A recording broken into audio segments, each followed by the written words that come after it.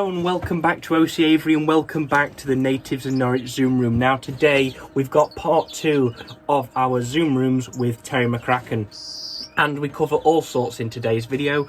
We cover the diet of the birds, including his hand rearing methods.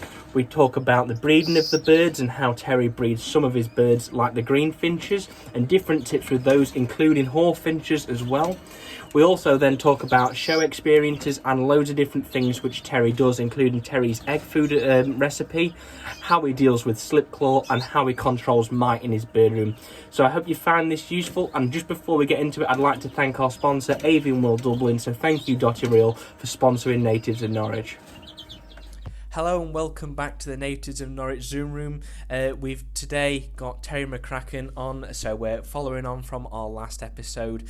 So Terry, thank you for joining us again. It's a pleasure as always. Now, you previously mentioned that 50% of the pedigree goes in through the mouth. What do you feed your birds to give them that extra size and quality for the shows? And is this different for young birds to adult birds?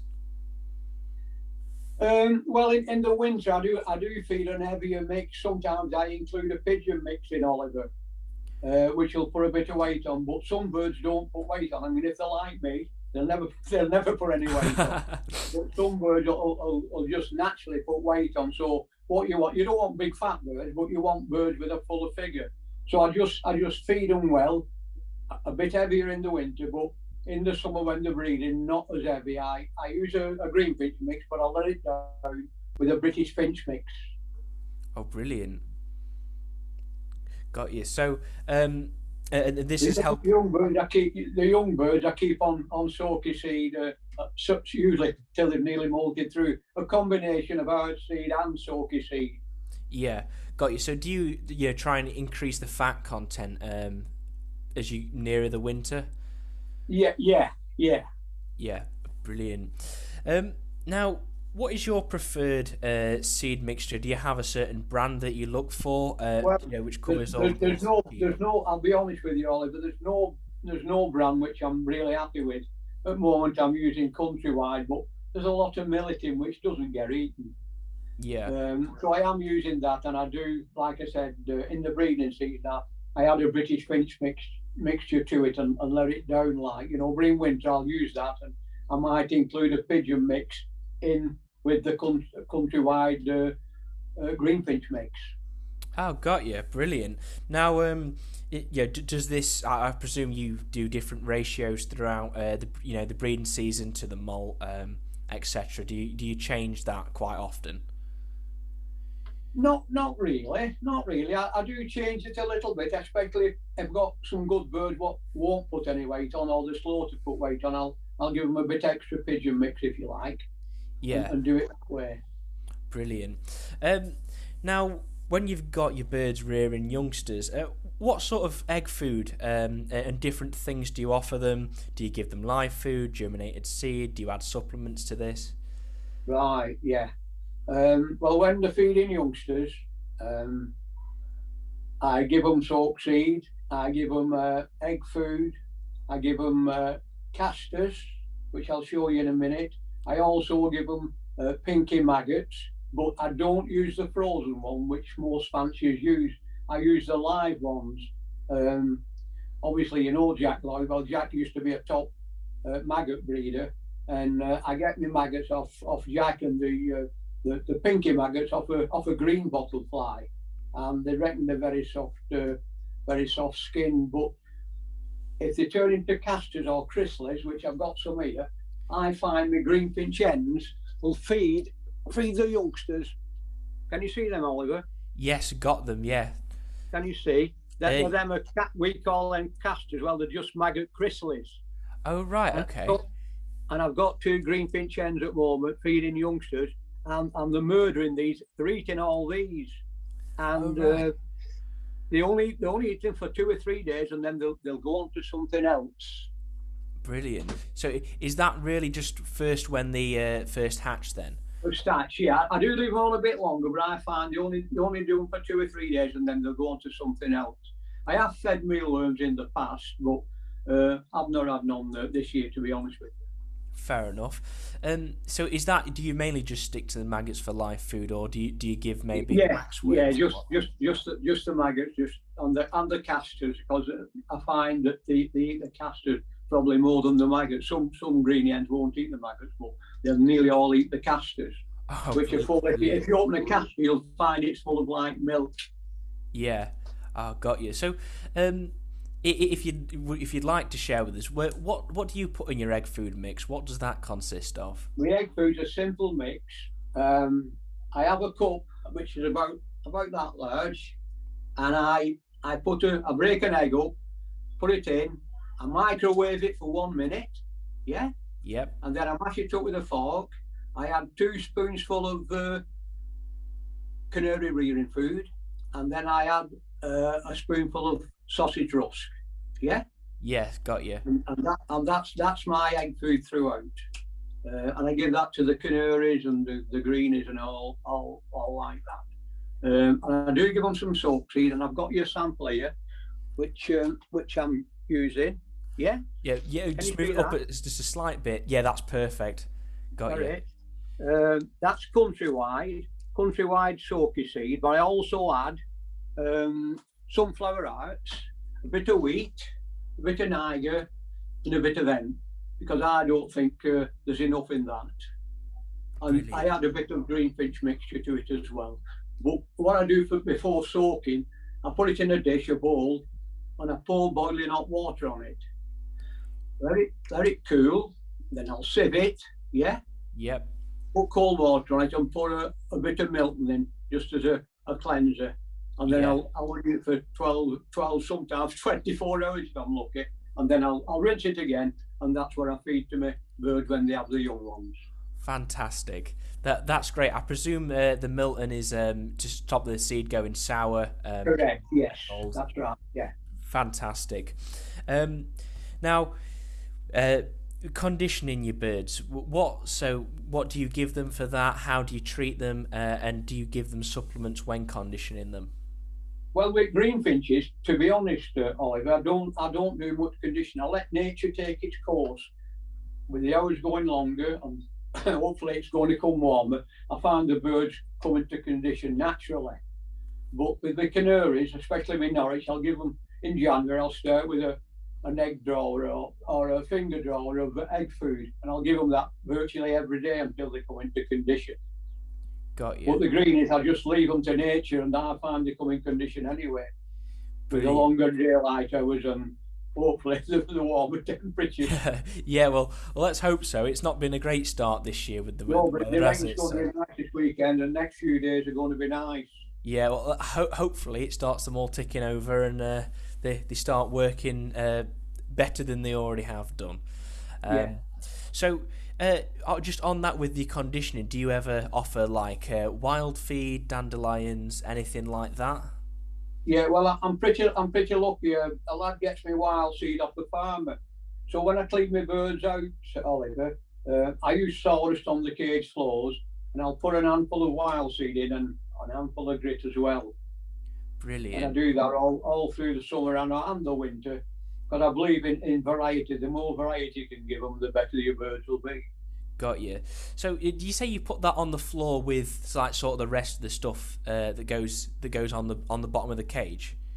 Yeah. Yeah. So, what are you looking for with that rather than putting it in a dish? They're just picking it. It keeps them busy, and they're picking in it. You know, as soon as I put it in, they'll go down, and you can see them feeding it, and it keeps them busy as well. You know. Oh yeah. Yeah, like scratching like chickens. Yeah, that's right. Yeah. Yeah. Oh, fantastic. So, we talk about hand rearing chicks then. So, is there been something that's been particularly easier to hand rear, particularly hard?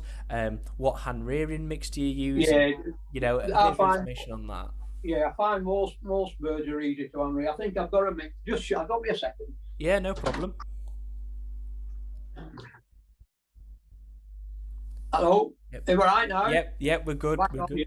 Yeah.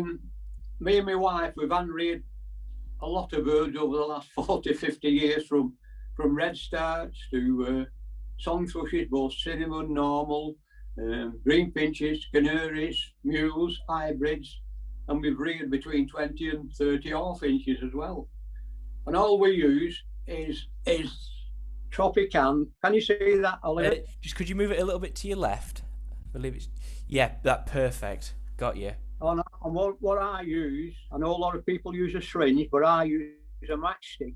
And all you do is just put it on like that, and you can feed birds from day one. In fact, only this week I had a greenie hen who fed for 2 days, then left them, and I just topped them up and put them under a canary, and they're on the way now. So that's all we use. You don't need rearing Hawfinches.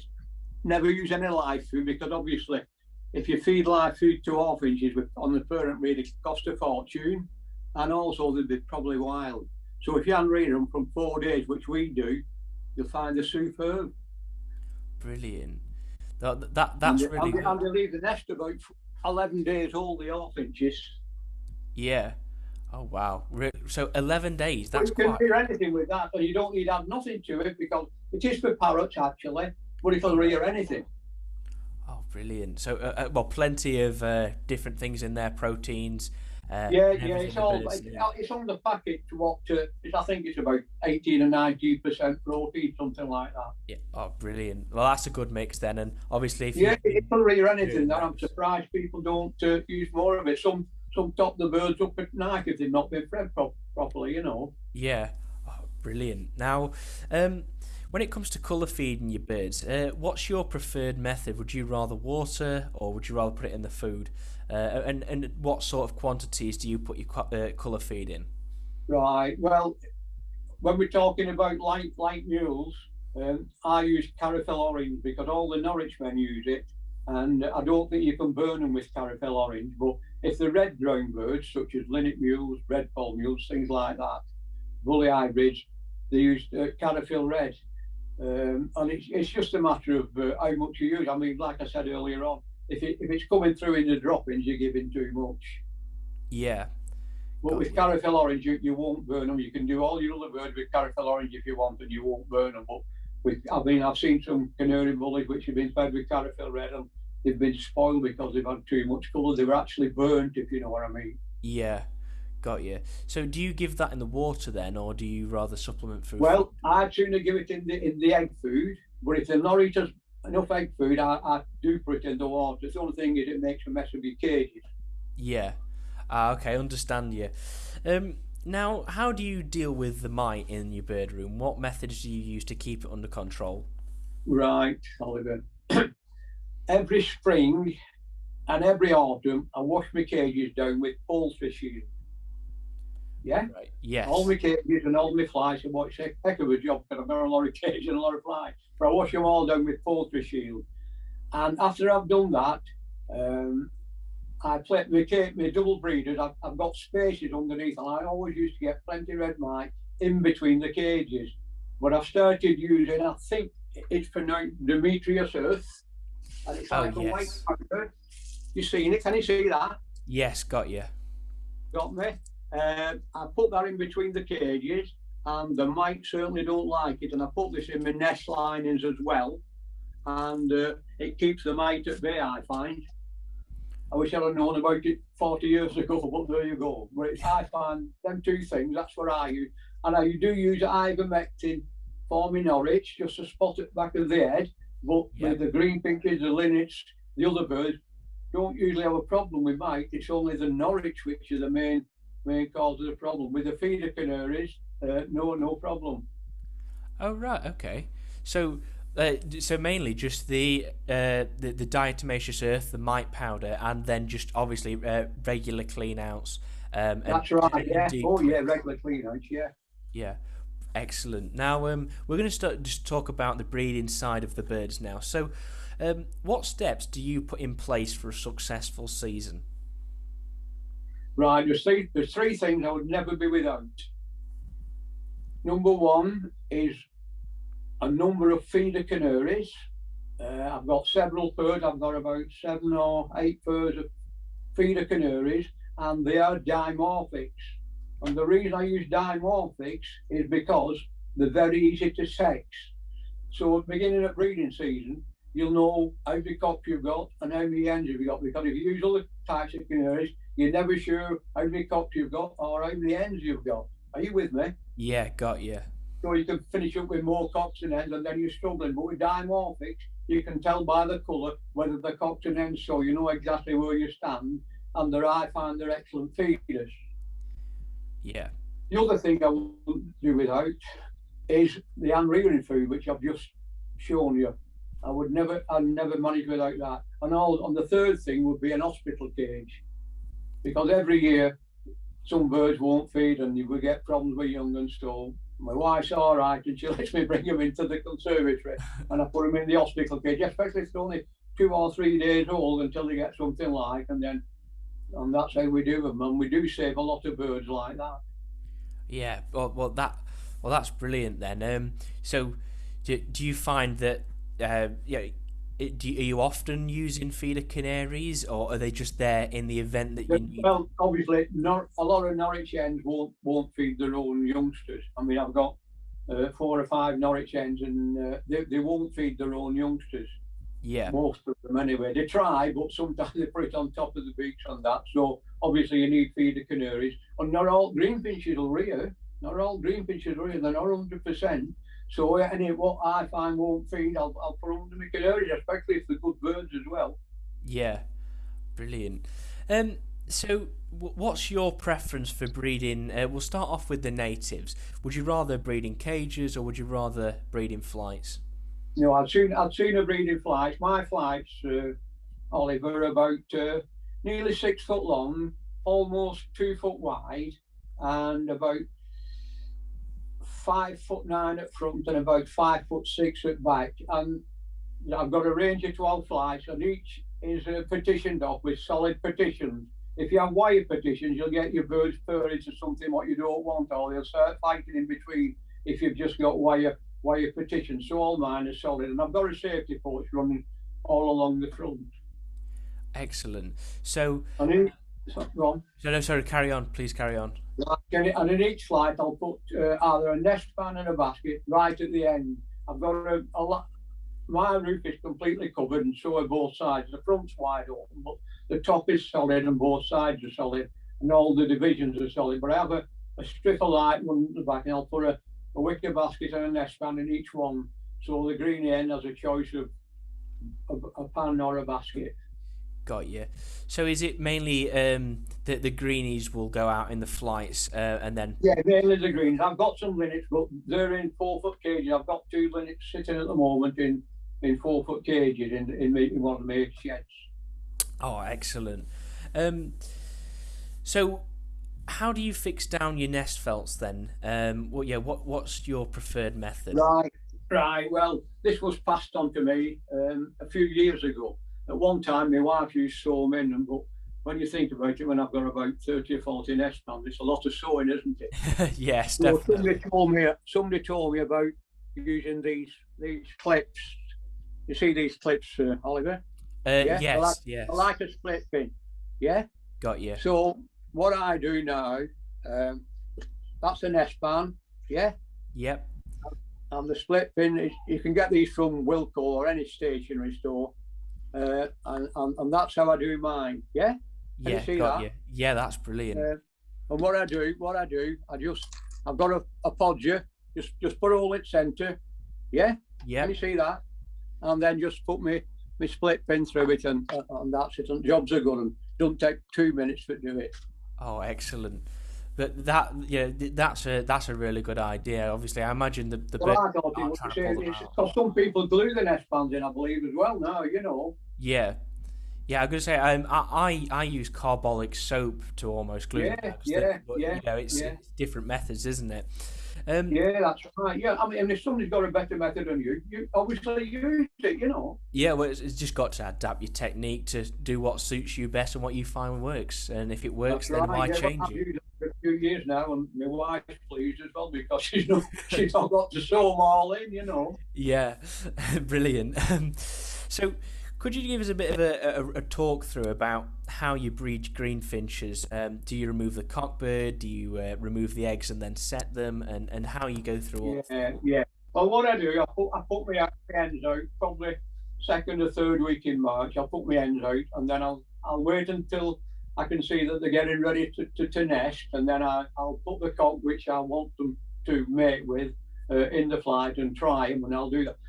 But I run one cock with 2, 3, sometimes 4 hens, one cock, so I'm only using like 3 or 4 cocks, something like that, with say 10 or 12 hens.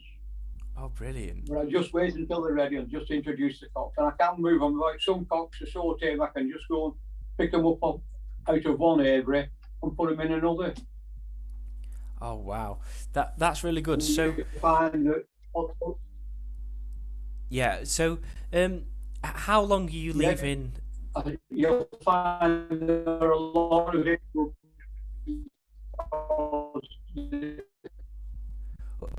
I think we might be losing connection.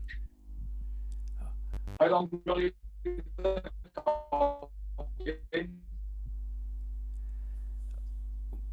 I think we might have. Okay, so would you just explain to us how you breed your green finches? Do you remove the cockbird? Do you set eggs, etc.? Right, yeah. I move as soon as the hen is going to lay a 4th egg. I will take the cockbird out, and like I said earlier on, sometimes I'll run a cockbird with 2 or 3, sometimes 4 hens, and I'll just put him in while he mates, and then I'll take him out and put him in with something else, because most of my cockbirds I can go and pick them up and move them just by hand. So I'll let the hen sit on her own, and she'll rear on her own. As soon as them youngsters bob, if the hen wants to go down before then and she's building in another nest, I'll just put cock in while he mates her. And then as soon as the youngsters bob, I will take them out and put them in a double breeder with the hen. And then once they start eating themselves, I'll put them on baycocks 2 days every month, like I said. Yeah. And then obviously I'll if I've another spur hen, I'll put another hen in that flight, and then I'll put her back once the youngsters are eating on their own. I'll put the hen back and get another round off her, you see. Got you. Do it that way. That's a different method. I know a lot of people try and keep them in pairs, so actually that's obviously been successful for you. Well, I mean, Jack Lloyd's the same as me. He never leaves his cocks in with his hens. I know 1 or 2 do when they're successful, but me and Jack's found over like 40, 50 years that they're more trouble than what they're worth, because if they're in high breeding condition, they'll try and mate the hen on the nest, they'll pull the nest to pieces, and there's all kinds of problems. So we find it better to take the cock out and let the hen do it, which is fine. Yeah.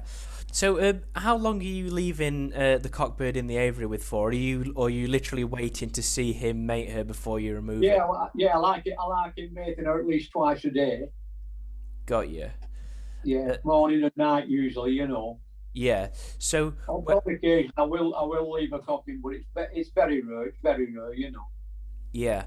I find it works because usually over years I've bred up to 80 in a year greenies. I usually breed between 40 and 50, like. Got you. So do you are you perhaps you're running, maybe you've got several hens going down at the same time? Are you leaving the cockbird in for maybe an hour with each hen every day, or are you doing? Well, usually about half a day sometimes. It depends how many hens I'm running with. Sometimes it's a few hours, sometimes it's half a day with each hen. Yeah, got you. Brilliant. So do you try and set the eggs, or do you just leave the hen to sit as she? No, I set the eggs. I take the eggs away. I put pot eggs in, and when she's laid a 4th egg, I'll put all the eggs back. I mean, sometimes they'll lay 6 eggs. I mean, even have them lay 7 eggs as well. Yeah, excellent.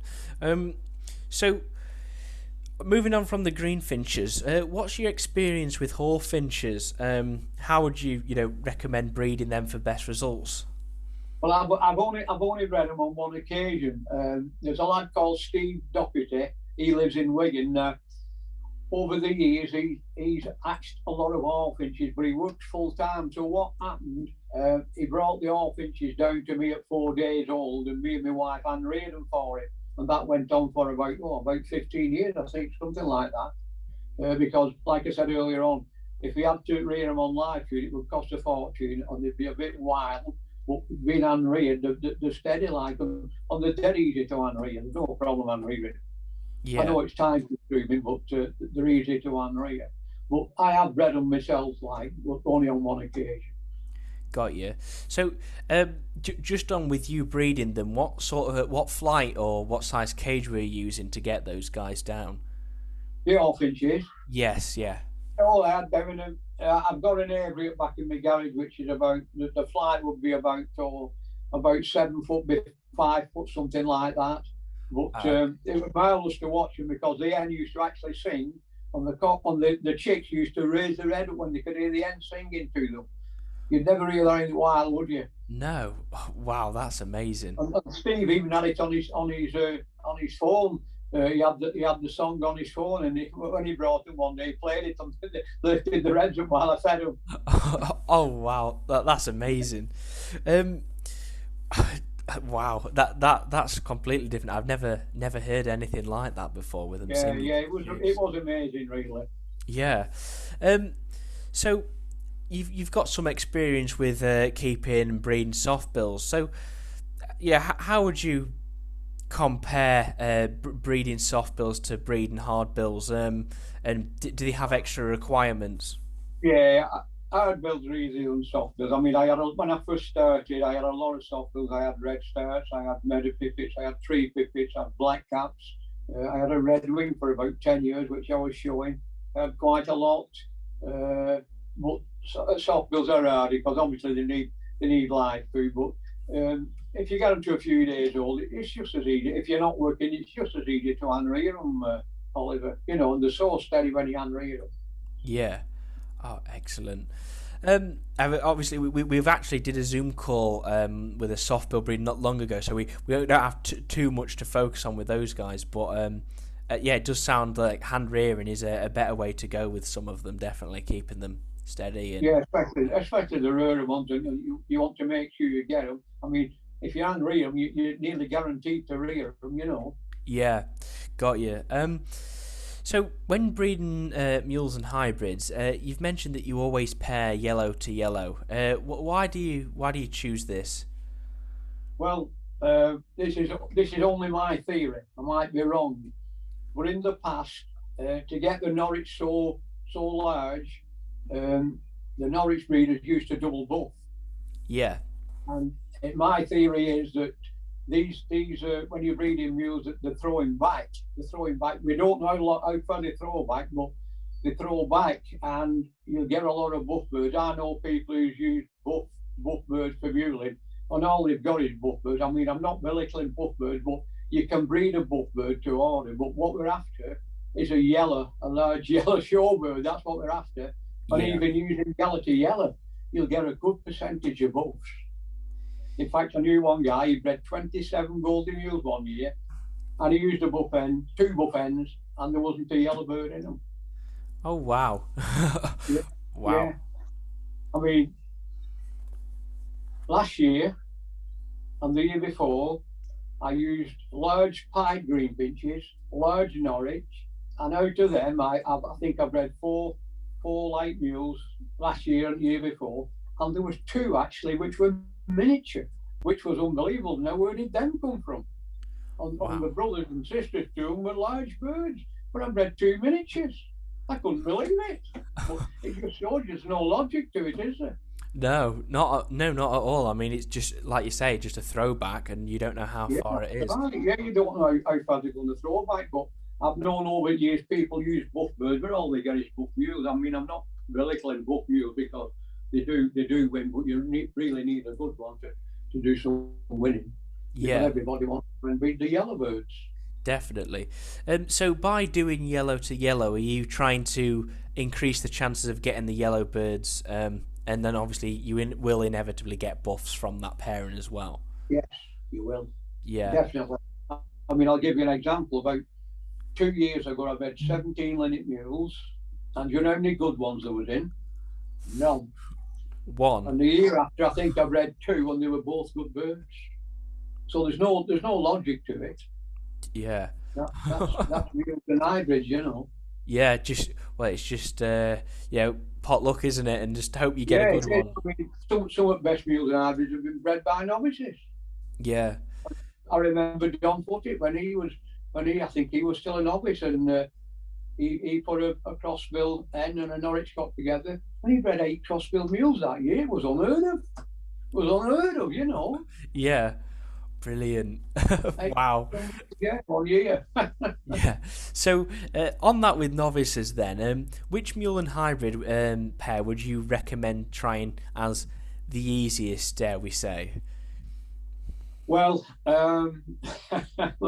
you're bit of controversy now, because I would say the Goldie mule's the easiest, but uh, we don't see many Goldie mules on show bench now, because if you breed a big one, everybody will say, "Oh, there's blinking Cybo in it," you know.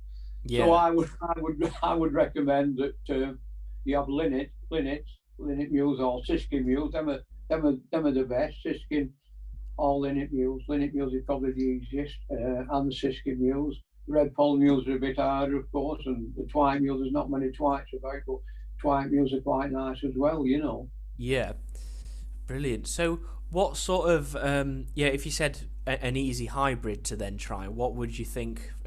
Well, Trying for that? Goldie Greens are fairly easy, but they never win nothing.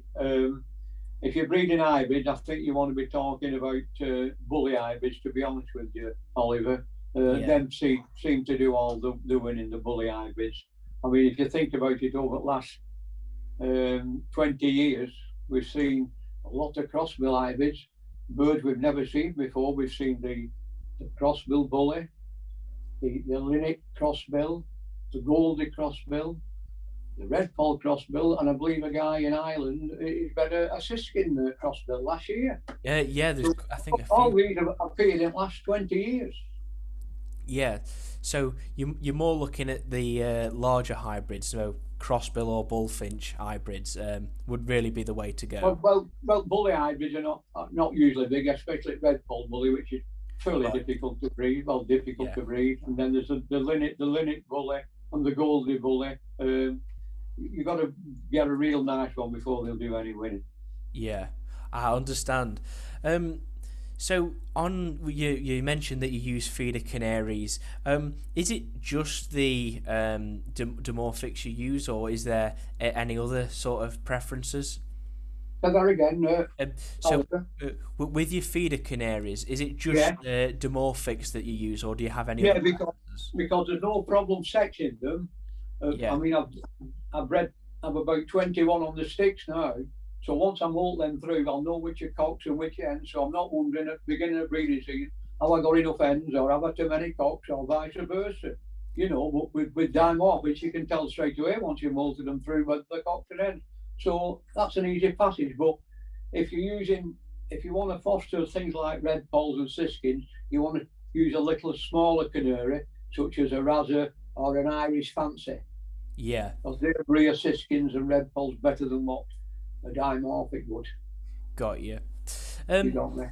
Yeah, I understand completely. Yeah, that's something I tried this year. Is putting red poles under dimorphics and whatnot. I think they're a little too. Well, the red poles, especially just hatched, they're a little bit too small for a larger breeder canary. Yeah, you want the smaller canaries for the smaller birds. Like I've only Yeah, got one Razza, to be honest with you. That's just yeah. in case my minutes don't feed, you know. I got you.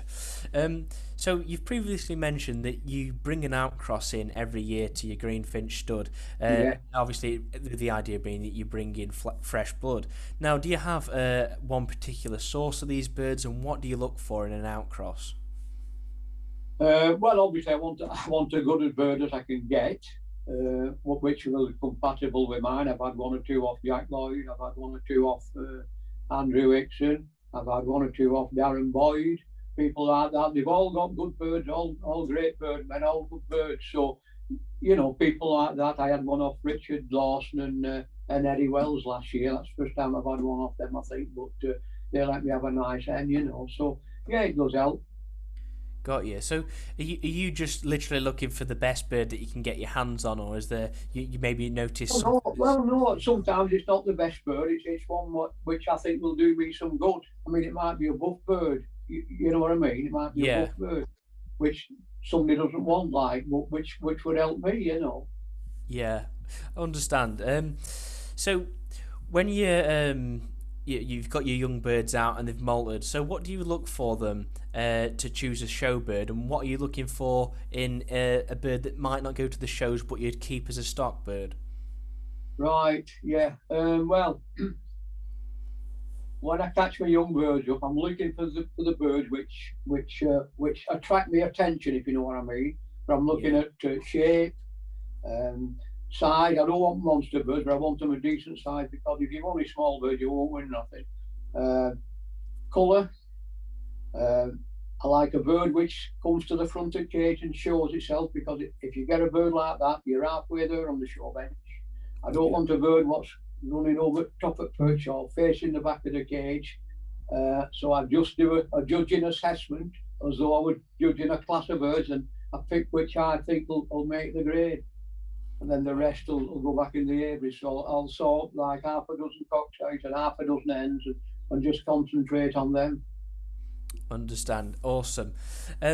So when you maybe yeah, are these show birds also the birds that you definitely wanted to breed off, or does something maybe Yes, it's not? Yeah. Ah, okay, yes, got you. yeah, breed off, yeah, breed off the shorebirds, yeah. Yeah, no, fair enough. So slip claw, how do you treat this? There's quite a few Right. methods, and I believe you have a method that not many people Yeah, well, know about. this was passed on to me by Dino Thomas, who lives down near Richard Lawson and Eddie Wells. And what it is, the freezer bags you get from the supermarket, these are little tie. Can you see that, Oliver? Yes, got you. Yeah, it's just Yeah, like a little plastic tie wire. So just wrap that round. You obviously somebody will have to hold the bird for you while you wrap it round. But I find these are perfect. I used to use Elastopass and things like that, but I've been using these for 3 or 4 years now, and I find them ideal. Usually get yeah, slip clogs. There's only one or two in the nest, so I leave them on for 10 to 14 days, and usually that does the trick.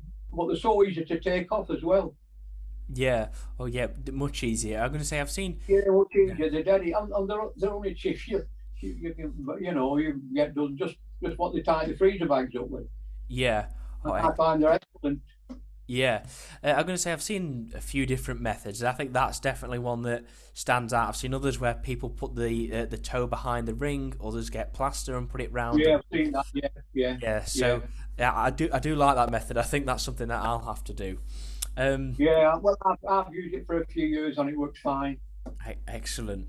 Um, Now, when do you begin training your birds for the shows? Are they still in nest feather? Is it after they've molted? No, no, I never touch them in nest feather. I don't put them in show cages or nothing. I just let them molt through, and then, like I said, I'll catch them up. I'll sort through them, look what I think will make the grade of showbird, and then I will start training them.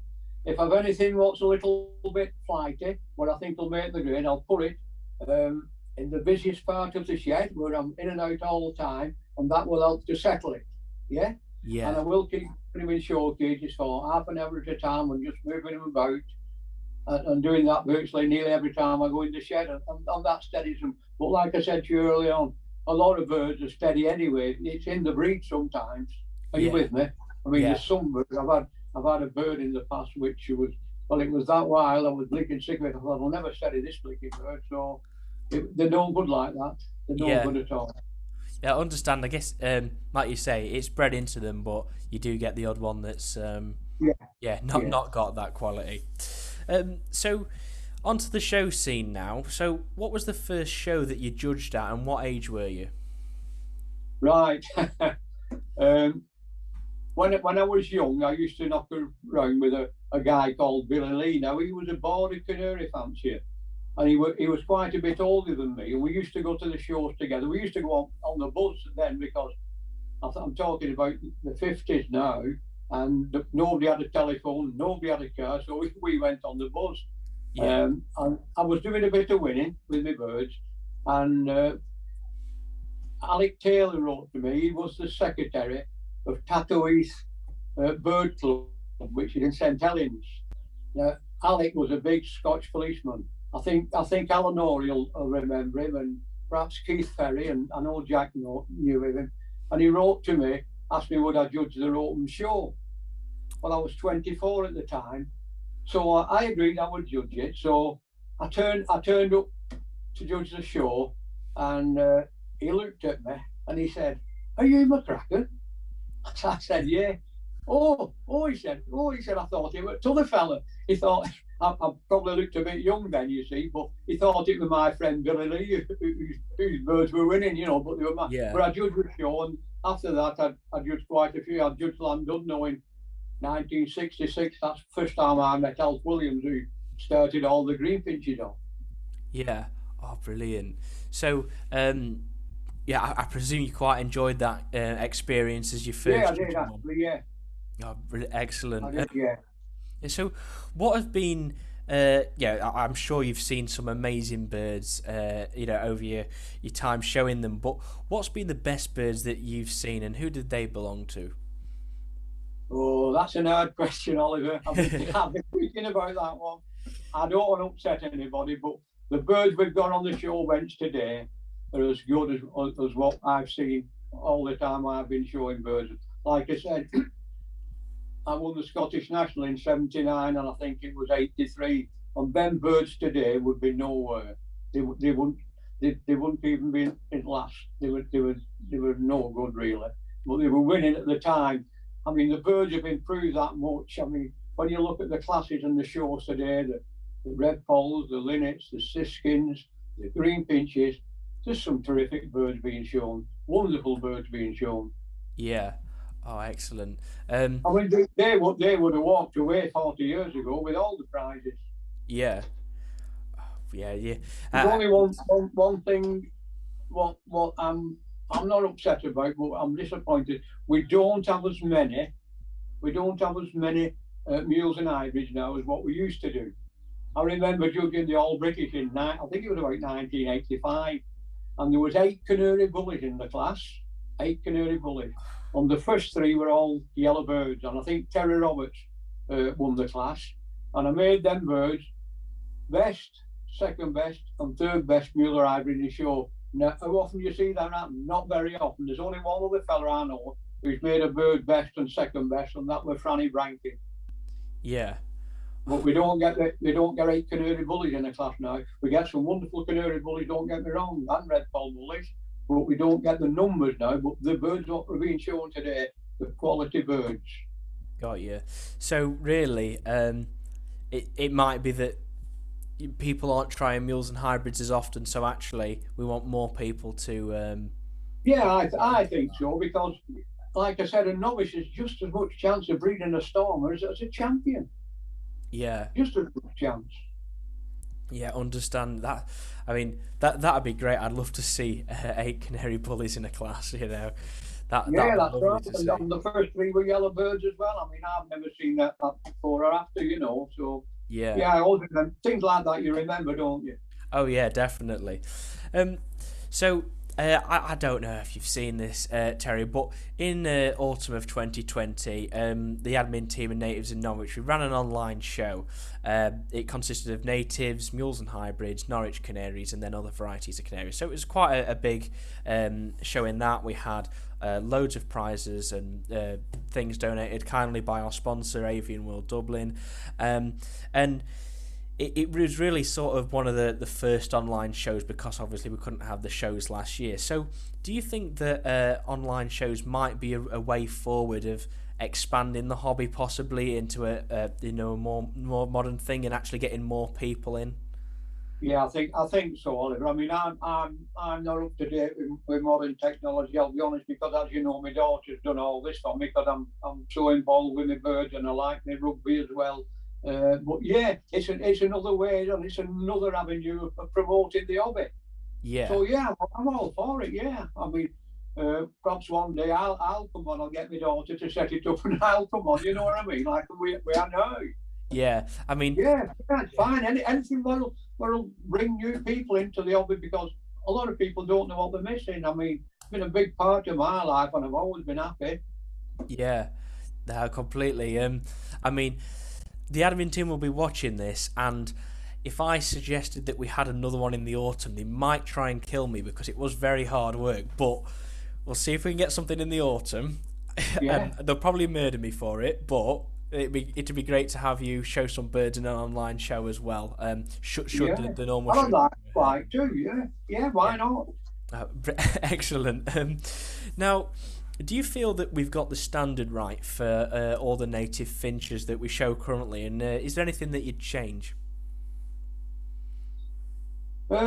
No, I know some people are not happy with the colour of the red polls and things like that. I mean, people criticise the greenfinches because of the colour, but there's some fantastic coloured greenfinches. I mean, I've got some wild greenfinches in my front garden nesting, and the ends, the colour of the ends, well, they look like Lincoln sparrows to the birds we've got, you know, Yeah, and people still criticise the greenfinches, but all the top fanciers, they've got some wonderful coloured greenfinches in the studs. yeah, People don't realise these birds outside are affected by abrasion and whatever. So if our birds were affected like that, they would be well, you know. I mean, they're twice as big anyway. yeah. So, really, in your opinion, you don't think you think the birds are, yeah, top notch at the moment, and Yeah, yeah, there's not just a much. few controversies in there with some goalies and bullies because some people try and put half chat set up and things like that, which I think is wrong, and they shouldn't be doing it, like, you know. Yeah, But up to them. I mean, I don't know how they get satisfaction out of that, but there you go. yeah. No, no, fair enough. Um, so if when the canary was first caught, and what many hundreds of years ago, they've Yeah. been obviously quite largely domesticated into breeds that we know obviously we see nowadays. So can you see that happening maybe in the future with our native finches, such as border green finches, Norwich green finches, etc., things like that? Well, you never know. I mean, I wish I could predict the future. Like, you never know. I mean, like you said, what they've done with a wild green canary and all the canary breeds we've got today, it's unbelievable, really. Yeah, yeah. You know what I mean? The fantastic achievements, these, you know. Absolutely, yeah. That they're completely indistinguishable from the wild counterpart That's now. right. Yeah, yeah, it's fantastic what's been done with canaries. Yeah. Yeah, so I mean, I guess no reason why not then. Why could we not see our native finches in however long divided into breeds and perhaps different standards Yeah, for I mean, different types? they did have an all greenfinch show, you know, Staffordshire in 19, I think it was 1991 and 92. They had an all greenfinch show, Staffordshire British Bird and Mule Club. Oh right. They had two all green Wow. shows. Yeah, yeah, yeah. Bernie Wow. Williams and Wyn Jones ran it. Yeah, yeah. Wow. I bet that was a All competitive green, all show. greenfinches, the mules and hybrids. But unfortunately, it didn't catch on. But they gave it a whirl, and it was a success while it was being held. You know. Yeah, oh, nice. That's really good. Now, coming to our final question then, Terry. So, for someone wanting to start with native birds, what species would you recommend, and what advice would you give to a newcomer? Right. Well, I think if you get green finches and red poles, I'm sure there's plenty of fanciers out there who would help you. If you want to start showing your birds, and obviously go to some who's doing well on the show bench, and I'm sure most fanciers will prefer to help you. Start off with red poles, siskins, green finches, and the advice I would give, which I started off early on, I would get some feeder canaries, I would get an hospital cage, and I would get some hand rearing food. And I would never start a breeding season without those three things, Ollie.